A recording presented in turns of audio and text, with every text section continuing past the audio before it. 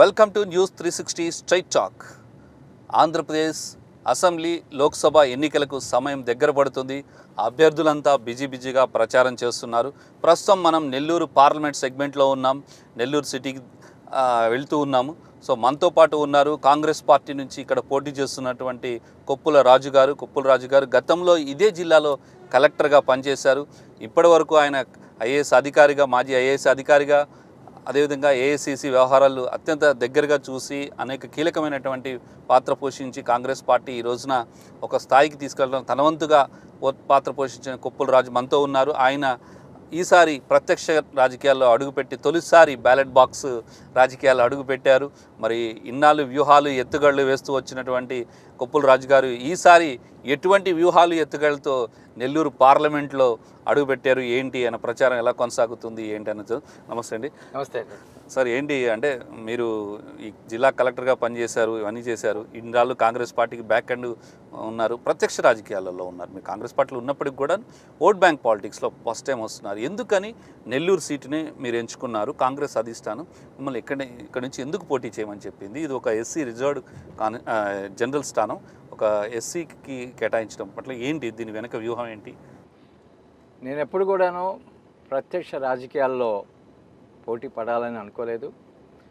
అయినప్పటికీ కూడాను కాంగ్రెస్ పార్టీ ఈ ఎలక్షన్స్ని ఒక సవాలుగా తీసుకుంది. మొత్తం రాష్ట్రంలో ప్రతి కాన్స్టిట్యుయెన్సీలో మంచి అభ్యర్థుల్ని నిలబెట్టి కాంగ్రెస్ పార్టీని బలోపేతం చేసేందుకు, ప్రజల నుంచి కాంగ్రెస్ పార్టీ ఎడల విశ్వాసాన్ని బాగా పెంచుకునేందుకు కాంగ్రెస్ పార్టీ ఆలోచన చేసింది. అందుకనే మాలాంటి సీనియర్ నాయకులందరినీ కూడాను కంటెస్ట్లోకి దిగమని చెప్పినప్పుడు నేను దీన్ని ఒక సవాల్గా తీసుకున్నాను. ఆ తర్వాత ఇది జనరల్ సీట్ అయినా కూడాను ఒక ఎస్సీ లీడర్ని బరిలోకి దింపాలనుకున్నప్పుడు అది ఇంకా సవాలుగా తీసుకొని నేను అంగీకరించి ఇక్కడ కంటెస్ట్లోకి దిగటం జరిగింది. అయితే కొన్ని విషయాలు నాకు పాజిటివ్గా ఉంటాయని నేను భావించాను. అదేమిటంటే, గతంలో ఈ జిల్లా కలెక్టర్గా పనిచేసినప్పుడు పేద ప్రజల సమస్యల మీద పనిచేసి వారి గుండె చప్పుళ్ళు విని వెంటనే స్పందించి వారి మన్ననలు పొంది ఈ జిల్లా ప్రజలందరూ కూడాను నన్ను ఆ రోజుల్లో ప్రజా కలెక్టర్ అని పిలిచేవారు. మరి ఆ రోజుల్లో ఈ జిల్లాలో మొత్తం భారతదేశం మెచ్చుకున్నటువంటి సాక్షరత కార్యక్రమాన్ని చేపట్టినప్పుడు ఆ కార్యక్రమంలో 70,000 మంది వాలంటీర్స్ స్వచ్ఛందంగా ముందుకు వచ్చారు. మాకు ఎటువంటి పారితోషికం అక్కర్లేదు, మేము సమాజం కోసం పనిచేస్తాం, నిరక్షరాస్యుల్ని అక్షరాస్యులు చేసేందుకు రాత్రి బళ్ళు నడుపుతామని ముందుకు వచ్చారు. అదేవిధంగా దాదాపుగా 7-8 లక్షల మంది నిరక్షరాస్యులు మేము అక్షరాస్యులు అవుతాం, ఈ కలెక్టర్ గారు చేపట్టినటువంటి ఒక ప్రజా ఉద్యమంలాగా చేపట్టినటువంటి కార్యక్రమంలో మేము మరి రాత్రి బళ్ళలో చదువు నేర్చుకొని అక్షరాస్యులు అవుతామని వారంతా ముందుకు వచ్చారు. అదేవిధంగా కొన్ని వేల మంది సాంస్కృతిక కార్యక్రమాల్లో పాల్గొనేవాళ్ళు కళాజాతల ద్వారా ప్రజల్లో చైతన్యం తీసుకునే దానికి ప్రయత్నం చేశారు. వాళ్ళందరికీ కూడాను ఆ సాక్షరత కార్యక్రమం అనేది ఒక మరువలేని అనుభూతి. ఎందుకంటే స్వార్థం కోసం కాకుండా సమాజం కోసం వారంతా ముందుకొచ్చారు. నిరక్షరాస్యులు కూడాను అక్షరాస్యులు అయ్యి మన జీవితాన్ని బాగు చేసుకుందామని అనుకున్న ఈ తరుణంలో జిల్లా కలెక్టర్ గారు వచ్చి మాకు ఈ కార్యక్రమాన్ని మాకు అందించారు, మమ్మల్ని అక్షరాస్యులు చేశారని వారు కూడా నాతో బాగా కనెక్ట్ అయ్యారు. కాబట్టి నెల్లూరు జిల్లా నుంచి నన్ను పోటీ చేయమన్నప్పుడు నాకు అనిపించింది, ఇన్ని వేల మంది లక్షల మందికి నేను ఇంకా గుర్తుంటాను, వాళ్ళంతా కూడాను నన్ను ఆహ్వానిస్తారని భావించాను. ఆ తర్వాత వచ్చినటువంటి సారాయి వ్యతిరేక ఉద్యమంలో పాల్గొన్నటువంటి అనేక మంది మహిళలు, నేను వారికి ఆ రోజు అండగా నిలబడినప్పుడు వాళ్ళందరూ కూడాను నన్ను గుర్తుపెట్టుకొని ఉన్నారు. ఆ తర్వాత ఈ జిల్లాలో చేపట్టినటువంటి పొదుపు లక్ష్మి కార్యక్రమం అనేది ఈ జిల్లాలో ప్రతి గ్రామంలో మహిళలు స్వయం సహాయక సంఘాలను ఏర్పాటు చేసుకున్నారు. కాబట్టి చాలా సంవత్సరాలు అయినా కూడాను వీళ్ళందరూ కూడాను వాళ్ళ జీవితాల్లో మరువలేని అనుభూతులు, నేను చేపట్టేటువంటి కార్యక్రమాలు నాతో బాగా కనెక్ట్ అయి ఉన్నారు కాబట్టి తప్పకుండా వారు నన్ను ఆదరిస్తారనే ఉద్దేశంతో ఈ రంగంలో దిగడం రైట్. ఇప్పటికి నెల్లూరు జిల్లాని, నెల్లూరు సిటీని మీరు చూసుంటారు. ఇప్పటికి ఏంటి చేంజెస్ ఏమొచ్చినాయి అంటారు? చాలా మార్పులు జరిగాయి. నెల్లూరు సిటీ బాగా డెవలప్ అయింది. పాపులేషన్ కూడాను ఎక్కువగా సిటీకి తరలినట్టుగా కనిపిస్తుంది. సిటీ కూడా గతంలో కాక కొంత కంజెస్టెడ్గా కనిపిస్తుంది. ఏదేమైనా కూడాను నెల్లూరు ఆ ఫ్లేవర్ అనేది పోలేదు. గతంలో జిల్లా ప్రజలు ఏ విధంగా నాతో రిలేట్ అయ్యారో ఇప్పుడు కూడాను ఆ విధంగానే అదే ఆత్మీయ భావంతో నన్ను పలకరిస్తూ ఉన్నారు. రైట్. అంటే నెల్లూరు జిల్లా అంటేనే కాంగ్రెస్ పార్టీకి ఒకప్పుడు కంచుకోటలాగా ఉన్నది. నెల్లూరు జిల్లాలో అత్యధికమైనటువంటి సీట్లు గెలిచింది, ఎంపీలు గెలిచింది. సో ఇంకా అంటే కాంగ్రెస్ పార్టీ రాష్ట్రం విడిపోయిన తర్వాత మీకు తెలుసు పరిస్థితులు ఎలా ఉన్నాయి. మళ్ళీ పూర్వ కాంగ్రెస్ పార్టీ నేతలు కానీ పూర్వ వైభవాన్ని తీసుకురావడంలో మీరు ఏ రకమైన పాత్ర పోషిస్తున్నారు? అదేవిధంగా వాళ్ళు వచ్చి ఏమైనా కలుస్తున్నారా? ఏంటి, ఎలా ఉంది వాళ్ళ నుంచి రెస్పాన్స్? అంటే కాంగ్రెస్ పార్టీ నుంచి వదిలి వెళ్ళిపోయిన నాయకులు వేరే పార్టీలకు వెళ్ళిపోయారు. అక్కడ వారు కొంతమంది ఎమ్మెల్యేలు అయ్యారు, మినిస్టర్స్ అయ్యారు. వాళ్ళెవరు కూడా కాంగ్రెస్ పార్టీ వైపు చూసేది లేదు. అయితే ఆ రోజుల్లో కాంగ్రెస్ కార్యకర్తలుగా క్షేత్రస్థాయిలో ఉండి కాంగ్రెస్ భావజాలంతో మమేకమైనటువంటి చిన్న చిన్న వర్కర్స్ కొన్ని వందల వేల మంది ఇప్పుడు కాంగ్రెస్ పార్టీకి మంచి జోష్ వచ్చింది, కాంగ్రెస్ పార్టీకి మంచి అవకాశాలు ఉన్నాయి అనే ఒక పాజిటివ్ డిస్పెన్సేషన్తో ఎంతోమంది మా వైపు వస్తున్నారు. ఇది ఒక అవకాశంగా చూస్తున్నాను నేను. ఎందుకంటే ఈ ఎలక్షన్స్లో కాంగ్రెస్ పార్టీ యొక్క పర్ఫార్మెన్స్ డెఫినెట్లీ బాగుంటుంది. ప్రజల్లో కూడాను వారి యొక్క విశ్వాసాన్ని చూరుకునేదానికి అవకాశం ఉంది. కాంగ్రెస్ పార్టీని బాగా బలోపేతం చేసుకునేదానికి, కాంగ్రెస్ పార్టీ యొక్క ఆర్గనైజేషన్ని బలోపేతం చేసుకునేదానికి ఇది మొదటి మట్టి కాబోతుంది. రైట్. అంటే మీరు ప్రచారం చేస్తున్నారు నెల్లూరు పార్లమెంట్ పరిధిలో. సో ఎట్లాంటి ప్రజల నుంచి ఏ రకమైన రెస్పాన్స్ వస్తుంది? ప్రజలు ఏ రకంగా ఏం చెప్తున్నారు? ఏం సమస్యలు ఐడెంటిఫై చేస్తున్నారు? ఏంటి? ప్రజల నుంచి మంచి స్పందన వస్తుంది. అయ్యా, మీరు గతంలో జిల్లా కలెక్టర్గా చేసినప్పుడు అనేక సేవా కార్యక్రమాలు చేశారు, మీలాగా సేవ చేసేవాళ్ళు మాకు అవసరం అని వారందరూ కూడాను ఆహ్వానిస్తున్నారు. ఈ జిల్లాలో ప్రజలు అనేక సమస్యలు ఎదుర్కొంటున్నారు. ముఖ్యంగా యువకులకి ఉద్యోగ అవకాశాలు బాగా తగ్గిపోయి ఉన్నాయి. అలానే రైతులు కూడాను అనేక సమస్యలు ఎదుర్కొంటున్నారు. ఇరిగేషన్ ప్రాజెక్ట్స్ కూడాను పూర్తి కాక అసంపూర్తిగా ఉన్న పరిస్థితులు కనిపిస్తున్నాయి. కాబట్టి గత 10 సంవత్సరాలుగా ఈ జిల్లాలో జరగవలసినటువంటి అభివృద్ధి జరగలేదన్న భావన స్పష్టంగా కొట్టొచ్చినట్టు కనిపిస్తుంది. రైట్. ఇక్కడ మీరు ఆ రోజున మీరు చూసినటువంటి రాజకీయాలు ఎలా ఉన్నాయి, ఇప్పుడు ఉన్న రాజకీయాలు ఎలా ఉన్నాయి? సో అప్పుడు ఉన్న రాజకీయ నాయకులు ఎలా ఉన్నాయి, ఇప్పుడున్న రాజకీయం ఎలా ఉంది? ఆ రోజుల్లో రాజకీయ నాయకులు ప్రజా సమస్యల మీద ఎప్పుడు కూడా నిమగ్నమై ఉండేవారు. అప్పుడు నేను జిల్లా కలెక్టర్గా ఉన్నప్పుడు ఎమ్మెల్యేస్ అయితేనేమి, మెంబర్స్ ఆఫ్ పార్లమెంట్ అయితేనేమి, వాళ్ళందరూ కూడాను ఎప్పుడు ప్రజల సమస్యలు కలెక్టర్ గారి దృష్టికి, ప్రభుత్వ దృష్టికి తీసుకొని రావడానికి ప్రయత్నం చేసేవారు. వాళ్ళలో చిత్తశుద్ధి కనపడేది. ప్రజల సమస్యల మీద చేయాలి, ప్రజల వాయిస్ని అసెంబ్లీలో, పార్లమెంట్లో తీసుకొని వెళ్ళాలి. చాలా చక్కగా అధ్యయనం చేసేవారు. ఏ విధంగా ప్రాజెక్ట్స్ తెచ్చుకోవాలి, ఏ విధంగా అభివృద్ధి చేయాలనే దాని మీద బాగా అధ్యయనం చేసి వారిలో ఆ యొక్క పట్టుదల అనేది బాగా కనిపించేది. మరి ఈరోజు రాజకీయ నాయకుల్లో అది ఒక విధంగా కొరవైందని అనిపిస్తుంది. కానీ ఆ రోజుల్లో రాజకీయ పార్టీల నాయకులు అధికారులకు చెప్పి, అధికారులు కూడా రాజకీయ నాయకులు చెప్తే వినేవాళ్ళు, రాజకీయ పార్టీలు కూడా అధికారులతో మమేకమై ఒక కోఆర్డినేషన్తో వెళ్ళేవారు అభివృద్ధి. కానీ ఈ రోజున రాజకీయ పార్టీలు అధికారులని బలవంతంగా వాళ్ళతో తప్పులు చేయించడం, బలవంతంగా వాళ్ళకు అనుకూలమైన పనులు చేయించడం, అధికారంలో ఉన్న పార్టీకి అనుకూలంగా పనిచేయమని చెప్పి ఫోక్ చేయడం, ఇవన్నీ చూస్తుంటే అధికారులు కూడా ఒత్తిడికి గురవుతున్నారు. అప్పుడు ఈ పరిస్థితి లేదు, ఇప్పుడు ఈ పరిస్థితి వచ్చిందని నేను అనుకుంటాను. అది కరెక్ట్ అండి. ఆ రోజుల్లో అధికారులని తప్పు చేయమని రాజకీయ నాయకులు ఎప్పుడు కూడాను ప్రెషర్ పెట్టేవారు కాదు. ఉదాహరణకి నేను ఇక్కడ జిల్లా కలెక్టర్గా ఉన్నప్పుడు 3 ముఖ్యమంత్రులు చూశాను. ఈ జిల్లా నుంచి వచ్చినటువంటి ముఖ్యమంత్రి నేదురుమల్లి జనార్దన్ రెడ్డి గారు కూడాను ఏ రోజు కూడాను నాకు ఈ పని చేయండి రూల్స్కి వ్యతిరేకంగా ఏ రోజు కూడా చెప్పింది లేదు. అదేవిధంగా ఎమ్మెల్యేస్ ఎంపీస్ కూడాను ఏ విధంగా ఎప్పుడు కూడాను తప్పు మార్గంలో పనులు చేయమని చెప్పిన పరిస్థితి లేదు. ఇప్పుడు బహుశా ఆ యొక్క విలువల్లో మార్పు వచ్చినట్టుంది. ప్రభుత్వ అధికారుల మీద ఒత్తిడి ఎక్కువ అయినట్లుంది. ప్రభుత్వ అధికారులు కూడాను అటువంటి ఒత్తిడికి గురవుతున్నట్టు కనిపిస్తుంది. దీనికి తోడుగా గత 3 దశాబ్దాల్లో రాజకీయాలు ఎలక్షన్స్లో డబ్బు యొక్క ప్రభావం బాగా పెరిగిపోయింది. ఎలక్షన్స్ అంటే చాలా డబ్బుతో కూడిన పని. డబ్బు ఉంటే కానీ ఎలక్షన్స్లో నుంచోలేము, డబ్బు ఉంటే కానీ ఎలక్షన్స్ నడపలేము అనే పరిస్థితి. మరి అంత డబ్బు పెట్టి ఖర్చు పెట్టి ఎమ్మెల్యేస్ ఎంపీ అయిపోయిన తర్వాత వారి యొక్క ప్రయారిటీ వేరే విధంగా ఉంటుంది.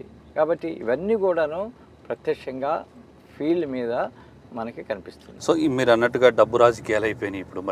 ఇప్పుడు ఉన్న పరిస్థితుల్లో 2 ప్రాంతీయ పార్టీల దగ్గర నుంచి విపరీతమైన డబ్బు ఖర్చు పెడుతున్నారు. మరి ఒక నేషనల్ పార్టీ ఉన్నారు, మీరు అంత డబ్బు ఖర్చు పెట్టే పరిస్థితి కూడా లేదు. మరి ఏం చేయబోతున్నారు? డబ్బు కాకుండా ఇంకేంటి? నేను అధ్యయనం చేశాను ఈ విషయంలో. డబ్బు ఇచ్చి గెలిచిన రాజకీయ నాయకుడు ఎవరు లేరు. అంటే మన భారతీయ ఓటర్ యొక్క విజ్ఞత ఎలా ఉన్నదంటే తనకి ఎవరు ఎక్కువ డబ్బు ఇస్తాడో వాడికే ఓటు వేయాలని ఎప్పుడు కూడా మన భారతదేశంలో ఓటర్ అనుకోలేదు. ఈ డబ్బు అనేది హవా క్రియేట్ చేయడానికి, క్షేత్రస్థాయిలో లీడర్స్ని కొనుక్కునేదానికి, పబ్లిసిటీ కోసం ఉపయోగపెట్టవచ్చాము. కానీ ఎలక్షన్ రిజల్ట్స్ అనేది ఎవరు ఎక్కువ డబ్బు ఇస్తే వాళ్ళే గెలుస్తారని చెప్పడానికి వీల్లేదు. కాబట్టి డబ్బు నా యొక్క విజయాన్ని అపజయాన్ని నిర్దేశిస్తుందని నేను అనుకోను. ప్రజలలో నమ్మకం ఏర్పడాలి. కొప్పుల రాజు గారు ఇక్కడ మెంబర్ ఆఫ్ పార్లమెంట్ అయితే వారి సమస్యల మీద పనిచేస్తారు, వారి ఆశయాల్ని నెరవేరుస్తారు, జిల్లాని అభివృద్ధి చేస్తారని నమ్మకం కలిగితే డబ్బు నేను ఖర్చు పెట్టినా పెట్టకపోయినా తప్పకుండా నాకు ఓటు వేస్తారు. అయితే ఆ నమ్మకం కలిగించడానికి మరి నాకున్నటువంటి అతి తక్కువ టైంలో నేను నా వంతు కృషి చేస్తున్నాను. సఫలీకృతం కావచ్చు, కాకపోవచ్చు. బట్ తాజాగా చూసినట్టయితే కర్ణాటకలో కాంగ్రెస్ పార్టీ అధికారంలోకి వచ్చింది. మనకు నైబర్ స్టేట్ మరో తెలుగు స్టేటు కూడా తెలంగాణలో కూడా కాంగ్రెస్ పార్టీ వచ్చింది. కొంత కాంగ్రెస్ వేవ్ సౌత్ ఇండియాలో పెరుగుతుందని దీనికి తార్కడం. అయితే ఇక్కడ ఆశించిన స్థాయిలో సీట్లు వచ్చినా రాకపోయినా కానీ కాంగ్రెస్ పార్టీకి తిరిగి పునరుజ్జీవం ఇవ్వడానికి ఈ ఎన్నికలు దోహదపడతాయి అనుకోవచ్చా? తప్పకుండా అండి. కాంగ్రెస్ పార్టీ పూర్వ వైభవం రావటానికి ఈ ఎన్నికలు మొదటి మెట్టు కాబోతున్నాయి.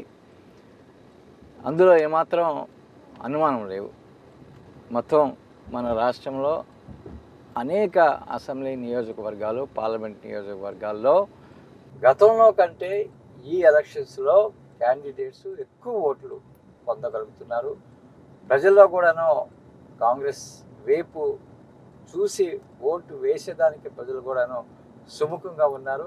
కాబట్టి పార్టీని బాగా నిర్మాణం చేసుకొని ఈ రాష్ట్రంలో అధికారంలోకి వచ్చేదానికి తప్పకుండా ఈ ఎలక్షన్స్ కాంగ్రెస్ పార్టీకి ఉపయోగపడతాయి. రైట్. అంటే చివరిగా నెల్లూరు జిల్లా ఓటర్లకి మీరు చేసే అప్పీల్ ఏంటి? నెల్లూరు జిల్లాలో ఉన్న పరిస్థితులు ఏంటి?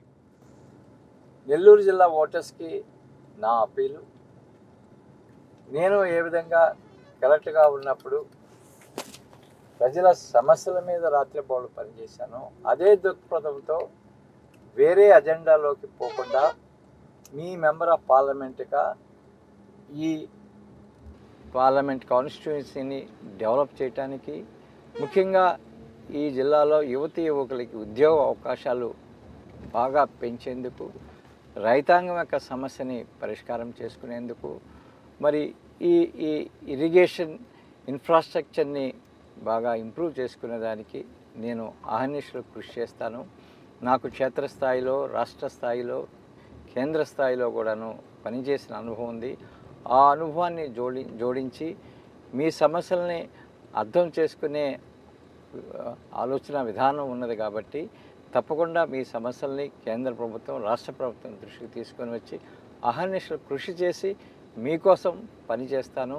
నేను ఆ రోజు కలెక్టర్గా ఉన్నప్పుడు ప్రతి సోమవారం ఏ విధంగా అయితే ప్రజల యొక్క గ్రీవెన్సెస్ విని అప్పటికప్పుడు పరిష్కారం చేసేదానికి ప్రయత్నం చేసేవాడిని. పొద్దున్నుంచి రాత్రి వరకు ప్రతి సోమవారం కలెక్టరేట్లో కూర్చొని అందరు అధికారులను కూర్చోబెట్టి ఈ సమస్యలు పరిష్కారం చేసేవాడిని. అందుకనే ఈ సోమవారం నన్ను కలవటానికి కొన్ని వందల మంది ప్రజలు వచ్చేవారు. అలానే మీ మెంబర్ ఆఫ్ పార్లమెంట్గా మీ గొంతు వినటానికి మీ దగ్గరికి వస్తాను. మండల స్థాయిలో, అసెంబ్లీ స్థాయిలో మీ యొక్క సమస్యలు తెలుసుకొని ఈ పార్లమెంట్ కాన్స్టిట్యున్సీ, ఈ జిల్లా అభివృద్ధికి నా వంతు కృషి చేస్తాను. మీ యొక్క మన్ననలు మరొకసారి పొందుతానని నేను ఆశిస్తున్నాను. నన్ను ఆశీర్వదించండి అని మనవి చేస్తున్నాను. రైట్. ఇంకొక లాస్ట్ 10 yearsలో మీరు డెవలప్మెంట్ లేదు అంటున్నారు.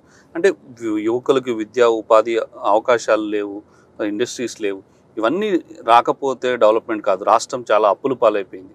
మరి ఇదే పరిస్థితి ఇలాగ కొనసాగితే ఇంకా ఆంధ్రప్రదేశ్ భవిష్యత్తు ఎలా ఉండబోతుందంటారు? అవునండి, ఇదే పరిస్థితి. రాష్ట్రం ఇట్లానే అప్పుల పాలై రాష్ట్ర బడ్జెట్ అంతా కూడాను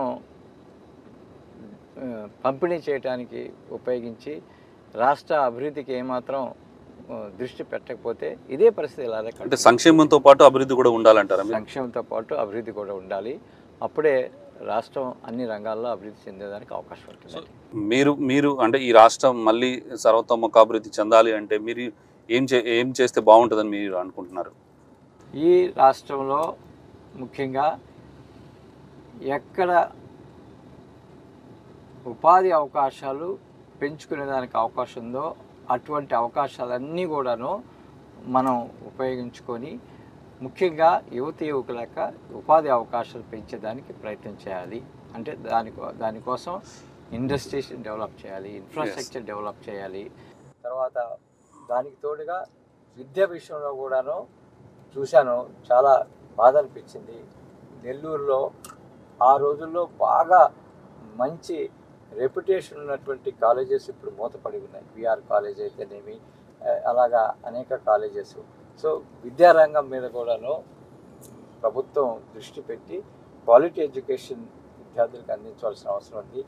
సర్వతోముఖాభివృద్ధి సాధించాలంటే మరి డెవలప్మెంట్కి యాంగిల్లో పరిశ్రమలు రావాలి, చాలా రావాలి కదా. అందుకోసమే కాంగ్రెస్ పార్టీకి ఓటు వేయవలసిన అవసరం ఈనాడు ఉంది. ఎందుకంటే కాంగ్రెస్ పార్టీ అధికారంలో వస్తే స్పెషల్ కేటగిరీ స్టేటస్ వస్తుంది. ఈ స్పెషల్ కేటగిరీ స్టేటస్ని కాంగ్రెస్ పార్టీ ఆ రోజు 2004లో అది క్యాబినెట్లో డెసిషన్ అయింది, ప్లానింగ్ కమిషన్లో డెసిషన్ అయింది. అయినా కూడాను గత 10 సంవత్సరాలుగా ఈ రాష్ట్రాన్ని పాలించినటువంటి నాయకులు ఈ స్పెషల్ కేటగిరీ స్టేటస్ మీద గవర్నమెంట్ ఆఫ్ ఇండియా మీద ఒత్తిడి పెట్టి దాన్ని సాధించడానికి ప్రయత్నం చేయలేదు. సార్, చివరిగా ఒకటి చెప్పండి. మీరు ఈ నెల్లూరు జిల్లాలో కలెక్టర్గా పనిచేసినప్పుడు మీ పేరు మీద ఒక ఇది కూడా పెట్టారు, కుప్పలరాజు అని చెప్పేసి. ఇప్పుడు ఆ ప్లేస్కి వెళ్ళినప్పుడు మీకు ఏమనిపిస్తుంది? నేను వెళ్ళాను, కేరాజు కాలనీ అని వెళ్ళాను. ప్రజలందరూ కూడాను వారి ఇంటి కుటుంబ సభ్యుడే వచ్చినట్టుగా నన్ను ఆహ్వానించి ఎంతో ప్రేమని నాతో పంచుకున్నారు. చాలా సంతోషం అనిపించింది. ఇప్పటికి కూడా ప్రజలను గుర్తుపెట్టుకుంటారు. Okay sir, all the best. మీరు మొదటిసారి ప్రత్యక్ష రాజకీయాల్లో బ్యాలెట్ దాంట్లో అడుగు పెట్టారు. ఈ అనుభవం కూడా వచ్చిందంటే నెక్స్ట్ ఇంకా మరింత ఇదిగా ఉండే అవకాశం ఉంది. Thank you very much sir. All the best. Right, మొత్తం మీరు చూసినట్లయితే ఈ నెల్లూరు జిల్లా మాజీ కలెక్టర్ ఈసారి లోక్సభలో అడుగు పెడతారా లేదా, మే 13వ తారీఖున నెల్లూరు పార్లమెంటు ఓటర్లు తేల్చున్నారు. అదేవిధంగా నెల్లూరు జిల్లాలో తాను చేసినటువంటి అభివృద్ధి సంక్షేమము ఈ రోజున తనకి ఫెచ్చింగ్ అవుతుందని ఖచ్చితంగా ప్రజలు దాన్ని గుర్తుపెట్టుకున్నారు. లీడర్లు క్యాడరు లేకపోయినా ప్రజలు కాంగ్రెస్ పార్టీతోనే ఉన్నారని, కాంగ్రెస్ పార్టీతోనే అభివృద్ధి సాధ్యం, కాంగ్రెస్ పార్టీ ద్వారానే స్పెషల్ స్టేటస్ వస్తుంది, కాంగ్రెస్ పార్టీ ద్వారానే ఈ రాష్ట్రం సర్వతోముఖ అభివృద్ధి చెందుతుంది అని చెప్పేసి కుప్పలరాజు చెప్తున్నారు. అదేవిధంగా కాంగ్రెస్ పార్టీకి పట్టం కట్టాలని చెప్పేసి నెల్లూరు ప్రజలను కోరుతున్నారు. నెల్లూరు నుంచి లోక్సభలో అడుగు పెడితే అనేక రకాలైనటువంటి ప్రాజెక్టులు ఇస్తాను, తాను ఆ రోజుల్లో ఏ రకంగా పనిచేస్తానో మళ్ళీ ఈసారి అలాగే పనిచేస్తున్నారు. మరి నెల్లూరు పార్లమెంటు నియోజకవర్గ ప్రజలు మరి ఎవరికి ఓటేస్తారు, కాంగ్రెస్ పార్టీ నుంచి లోక్సభలో అడుగు పెడతారా కుప్పలరాజు లేదా అనేది మే 13 తెల్లుంది. ఇది ఇవాల్టి స్ట్రైట్ టాక్. చూస్తూనే ఉండండి న్యూస్ 360. నిజం ఆలోచనను మారుస్తుంది.